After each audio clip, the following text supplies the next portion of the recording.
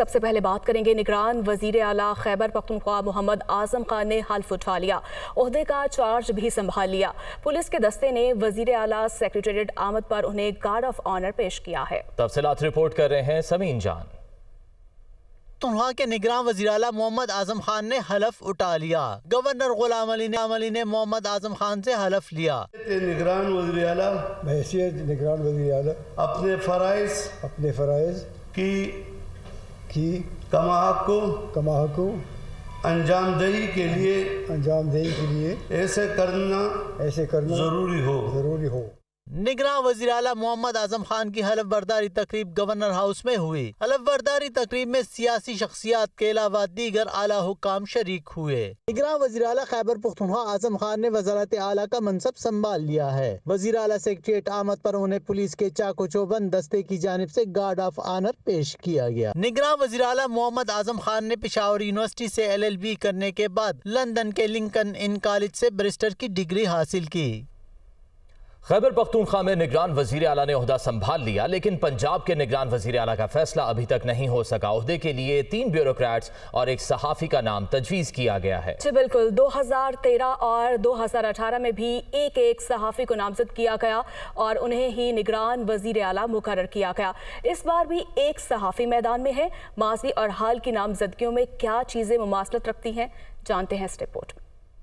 पंजाब में निगरान वजीर आला किसे बनाया जाएगा? 3 ब्यूरोक्रेट और एक सहाफ़ी नामजद। फैसला इलेक्शन कमीशन करेगा। हुकूमती इत्तेहाद ने नवीद अकरम चीमा और अहमद नवाज सुखेरा को तजवीज़ किया। ओपोजिशन आहद चीमा और मोहसिन रजा नकवी के नाम सामने लाई। अहमद नवाज सुखेरा सरकारी मुलाजिम है, वो 31 जनवरी को रिटायर होंगे, जबकि निगरान वजीर आला का तकर्रुर इससे पहले होना है। हुकूमती इत्तेहाद की दूसरी चॉइस नाम नवीद अकरम चीमा है, वो चेयरमैन पब्लिक सर्विस कमीशन रह चुके हैं। ओपोजिशन के नामजद करदा आहद चीमा भी साबिक ब्यूरोक्रेट हैं। सिर्फ मोहसिन रजा नकवी ब्यूरोक्रेटिक पस मंजर नहीं रखते, बल्कि सहाफत की दुनिया का बड़ा नाम है। उनका नाम भी ओपोजिशन ने तजवीज़ किया। मोहसिन नकवी तमाम सियासी हलकों में कबूलियत रखते हैं। अमेरिका से आला तालीम याफ्ता है। CNN जैसे आलमी इदारों में अपनी जानदार रिपोर्टिंग से नाम कमा चुके हैं। मोहसिन नकवी सिटी ग्रुप के नाम से 6 TV चैनल्स और अखबार चलाकर अपनी इंतजामी सलाहियतें भी मनवा चुके हैं। 2013 और 2018 के आम इंतखाबात से पहले भी 2 सहाफियों को पंजाब का निगरान वजीर आला मुकर्रर किया गया था और दोनों बार मुकर्रर होने वाले अफराद के नाम ओपोजिशन ने तजवीज़ किए थे। 2013 में नजम सेठी को निगरान वजीर आला पंजाब बनाया गया। उनका नाम उस वक्त की ओपोजिशन पीपल्स पार्टी ने पेश किया। नजम सेठी सहाफत की दुनिया का जाना पहचाना नाम थे। 2018 में हसन अस्करी को निगरान वजीर आला पंजाब बनाया गया। उन्हें उस वक्त की ओपोजिशन जमात तहरीक इंसाफ ने नामजद किया। प्रोफेसर हसन अस्करी भी सहाफत में आला मुकाम रखते हैं। इस बार भी 3 ब्यूरोक्रेट और एक सहाफी के नाम सामने है। फैसला इलेक्शन कमीशन के हाथ है। निगरान वजीर आला पंजाब कौन बनेगा, चंद घंटे बाद फैसला हो जाएगा। चेयरमैन तहरीक इंसाफ इमरान खान ने शौकत खानम कैंसर अस्पताल के फंड्स की निजी हाउसिंग प्रोजेक्ट में सरमायाकारी का एतराफ़ कर लिया है। ये एतराफ़ उन्होंने इस्लामाबाद की मकामी अदालत में वीडियो लिंक पेशी के दौरान किया। रिपोर्ट कर रहे हैं हसीब मलिक।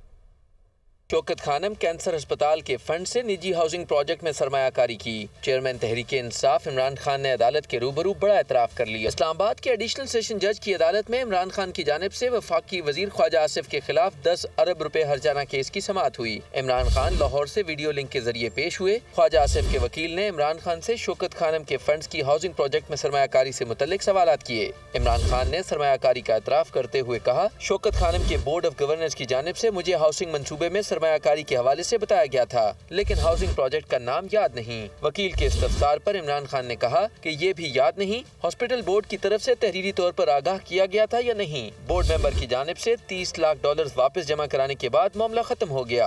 ख्वाजा आसिफ के वकील ने कहा कि मामला खत्म नहीं, वहीं से शुरू होता है। 3 मिलियन की सरमायाकारी की गई तो डॉलर का रेट 60 रुपए था, जब वापस आए तो 102 रुपए था। ख्वाजा आसिफ के वकील की जानिब से इमरान खान पर जिरा आइंदा समाअत पर भी जारी रहेगी। सुप्रीम कोर्ट ने मुबैना बैनुल-अक़वामी साजिश साइफर के जरिए PTI हुकूमत हटाने से मुतालिक केस की समाअत 24 जनवरी मुकर्रर कर दी है। सुप्रीम कोर्ट में साइफर तहकीकात के लिए दायर चैम्बर अपीलों पर समाअत 24 जनवरी को जस्टिस सरदार तारिक मसूद करेंगे। दरखास्तें मुबैना बैनुल-अक़वामी साजिश के जरिए इमरान खान हुकूमत हटाने की तहकीकात के लिए दायर की गई थी। रजिस्ट्रार सुप्रीम कोर्ट की जानिब से दरखास्तों पर मुख्तलिफ एतराज़ात के बाद दरखास्त गुजारान ने एतराज़ात के खिलाफ अपीलें दायर की हुई हैं। तो वहीं शहबाज शरीफ कहते हैं अवाम पर महंगाई का बोझ नहीं डालना चाहते। इमरान खान ने पाकिस्तान को खतरनाक सूरत हाल तक पहुंचा दिया है। हमने मुल्क को संभाला। जब भी इंतखाबात होंगे मुस्लिम लीग नून भारी अक्सरियत से कामयाब होगी। लाहौर से मोहम्मद यासीन की रिपोर्ट देखिए।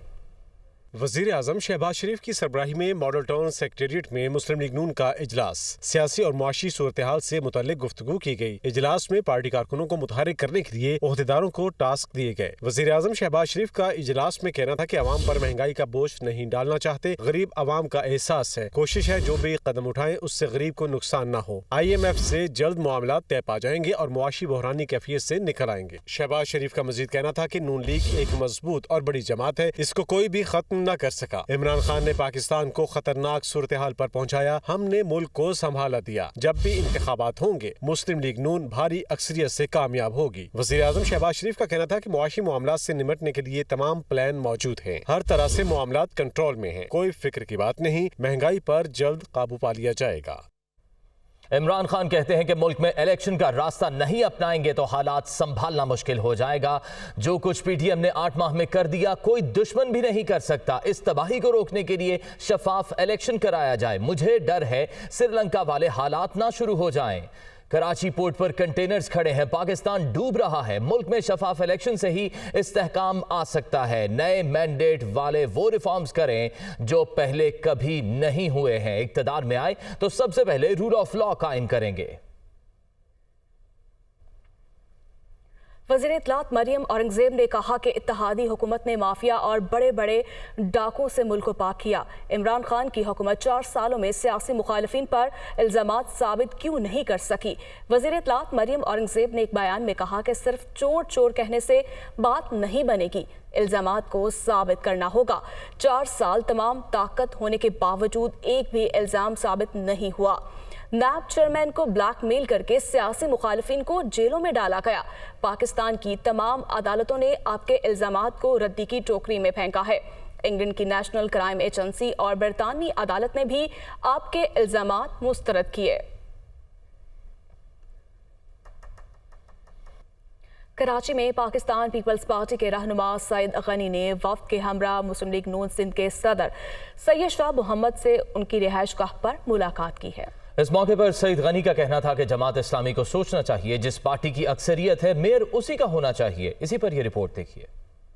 बातचीत चल रही है, बातचीत है, बातचीत रहेगी। मुलाकात के बाद मुश्तरका प्रेस कॉन्फ्रेंस करते हुए पीपल्स पार्टी कराची के सदर सईद गनी ने कहा कि मुस्लिम लीग नून सिंध के सदर से बड़े खुशगवार माहौल में बात हुई। उन्होंने यकीन दिलाया कि वो कराची का मेयर बनाने के लिए पीपल्स पार्टी के साथ हैं। सईद गनी ने कहा जमात इस्लामी और PP के दरमियान कोई डेडलॉक नहीं। उन्होंने ख्वाहिश की कि मेयर उनका हो। हमने भी कहा कि मेयर पीपल्स पार्टी का हो। इंशाल्लाह ताला PMLN की सपोर्ट होगी और उसके बाद बाकी जो कुछ चेयरमैन जो मुंतखब हुए हैं दीगर जमातों के प्लेटफॉर्म से, उनसे भी हम रब्ता करेंगे और उनकी भी सपोर्ट लेने की कोशिश करेंगे। और फिर मेयर कराची का जो इंतखाब होगा उसमें फिर हम मुकाबले में जाएंगे। देखें हमारे सामने कौन आता है। मुस्लिम लीग नून सिंध के सदर सैयद शाह मोहम्मद शाह का कहना है कि पीपल्स पार्टी और नून लीग में मेयर का इलेक्शन मिलकर लड़ने पर इत्तेफाक हुआ है और आगे भी मिलकर ही चलेंगे। हमारी बातचीत चल रही है, बातचीत रहेगी, लेकिन हम कामयाब हो गए बातचीत पे, नतीजे पर पहुंच चुके हैं। नतीजा हमें ये मेयर के इलेक्शन इकट्ठे लड़ेंगे इंशाल्लाह। मेयर के इलेक्शन PMLN और पाकिस्तान पीपल्स पार्टी और जो PTM के दूसरी जमायतें मिलके इकट्ठे लड़ेंगे। सैयद शाह मोहम्मद शाह ने कहा पीपल्स पार्टी और नून लीग इत्तेहादी हैं, सूबाई और कौमी इलेक्शन में भी इकट्ठे ही होंगे। और अब एक और अहम सवाल ये कि कराची में मेयर किसका होगा। तहरीक इंसाफ का मामला तय करने के लिए जमात इस्लामी के साथ 4 रुकनी जॉइंट कमेटी बनाने पर इत्तेफाक। हाफिज नईमुर रहमान कहते हैं कि जिसका जितना मैंडेट है तस्लीम किया जाए। तो वहीं अली जैदी ने कहा जरदारी माफिया ने कराची में तबाही मचा रखी है। दोनों रहनुमाओं ने मीडिया से गुफ्तगू की। कराची में जो बल्दियाती इलेक्शन के नाम पे खैर हम सब ने लड़ा जो ड्रामा था वो सारे देखते आए, 15 जनवरी को भी सबने देखा। तो इस शहर में जो जरदारी माफिया ने जो निज़ाम पिछले चलाया हुआ है तबाही का, एक हम जॉइंट कमेटी बनाएंगे 4 रुकनी, 2 हमारे जमात इस्लामी के भाइयों की तरफ से रुकन होंगे और 2 हमारी तहरीक इंसाफ के होंगे। क्योंकि मैंने एक ख़त लिखा हुआ है हमारी पार्टी की तरफ से, बड़ी डिटेल्ड स्टडी इसके ऊपर हुई है इलेक्शन कमीशन को कि 40 के करीब यूनियन काउंसिल्स ऐसी हैं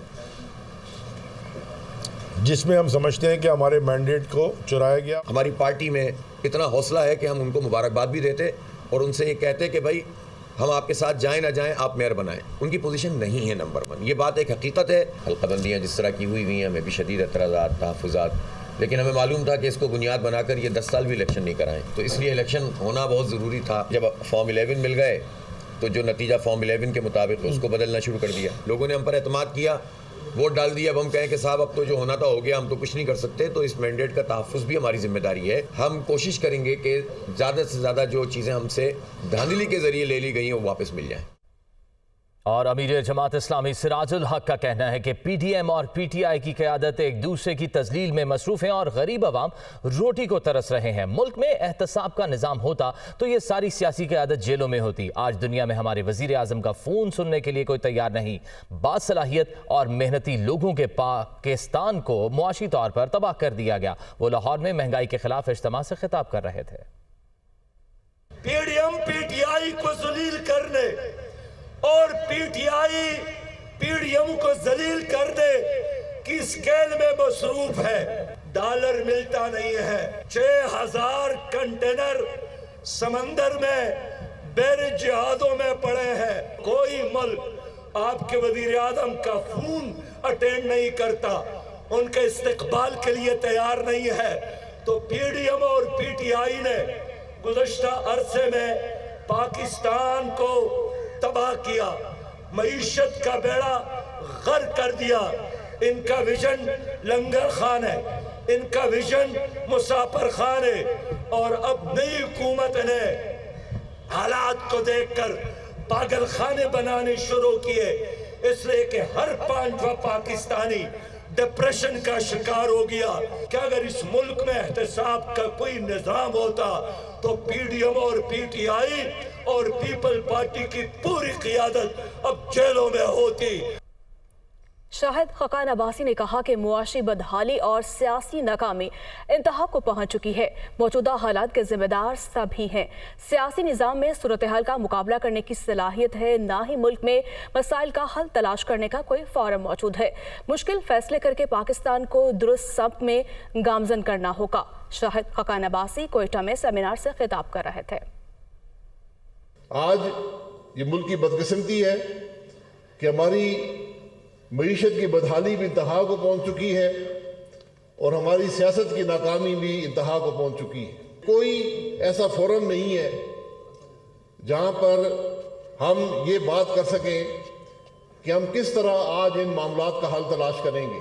आज इतने तशवीशनाक हालात होने के बावजूद मुझे सियासी निज़ाम के अंदर वो कैपेसिटी नज़र नहीं आती जो इन हालात का मुकाबला कर सके। ये मामूल के हालात नहीं है, गैर मामूली हालात हैं। 23 करोड़ का मुल्क है जो हर तरीके से परेशानी का शिकार है और अगर हम इसके इल्ज़ाम लगाना चाहें तो ये इल्ज़ाम हम सब पर आता है। पाकिस्तान के मसाइल हल नहीं कर सके, ये हम सब के लिए शर्मिंदगी का बायस भी है।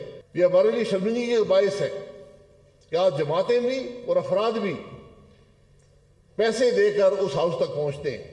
क्या वो अवाम के मसाइल हल करेंगे? इस सियासी इंतशार का और न ही जो मुल्क के अंदर इक़्तिसादी इंतशार है इसका हम और मुतहम्मल नहीं हो सकते। ये बिल्कुल एक ब्रेकिंग पॉइंट है। इस बात का एहसास मौजूद नहीं है। आज मुश्किल फैसले कर कर ये मामलात को दुरुस्ती के सफ़र पर डालना है। ये 1 साल, ये 2 साल, ये 3 साल की बात नहीं, इससे ज़्यादा लंबा अरसा लगेगा। और अब कुछ बात करें मौसम की, तो मुल्क के बालाई इलाकों में बारिश और बर्फबारी से मौसम सर्द हो गया है। मलिका कोसार मरी में बर्फबारी से सयाह खूब लुत्फानंदोज हो रहे हैं। गलियात, सवात और दीरबाला में भी हर तरफ सफेदी नजर आने लगी है। इस्लामाबाद में हल्की बारिश से मौसम सर्द हो गया। मौसम की सूरत हाल जानिए इस रिपोर्ट में। की दारुल हुकूमत इस्लामाबाद में हल्की बारिश और हवाएं चलने से दर्जा हरारत मजीद गिर गया है। एयरपोर्ट पर 2 मिलीमीटर जबकि शहर में 1 मिलीमीटर बारिश रिकॉर्ड की गई। उधर मरी और गिलियात में आज तीसरे रोज भी बर्फबारी का सिलसिला वक्फे से जारी रहा। सयाहों की बड़ी तादाद ने इन इलाकों का रुख कर रखा है। इस सूरत हाल पर इंतजामिया भी मुतहरिक है। सवात के मैदानी इलाकों में बारिश और पहाड़ी इलाकों में दूसरे रोज भी बर्फबारी का सिलसिला जारी रहा। मालम जबा में दर्जा हरारत -6 डिग्री सेंटीग्रेड तक गिर गया है। दीर शहर में मौसम सरमा की दूसरी बर्फबारी हुई, जिससे दर्जा हरारत नुक्ता इंजमान से नीचे गिर गया। गुज़श्ता 24 घंटों के दौरान मुल्क में सबसे ज्यादा बारिश रावलाकोट में 7 मिलीमीटर और मुजफ्फराबाद में 6 मिलीमीटर रिकॉर्ड की गई। कम से कम दर्जा हरारत ज़ियारत में -11 जबकि अस्तूर और कलाम में -9 डिग्री सेंटीग्रेड रिकॉर्ड किया गया। रवा माली साल के पहले 6 माह में अशय खुरनोश की दरामदात में बड़ा इजाफा रिकॉर्ड किया गया। जुलाई 2022 से दिसंबर 2022 तक 60 करोड़ डॉलर से जायद मालियत के 13,71,576 टन गंदम जबकि 97 मिलियन डॉलर्स का प्याज दरामद किया गया। रिपोर्ट कर रहे हैं जीशान यूसुफजई। रवा माली साल के पहले 6 माह खाने पीने की अशिया की दरामदात में नुमाया इजाफा। टेक्सटाइल की बरामदात में कमी। मुल्क होने के बावजूद जुलाई 2022 से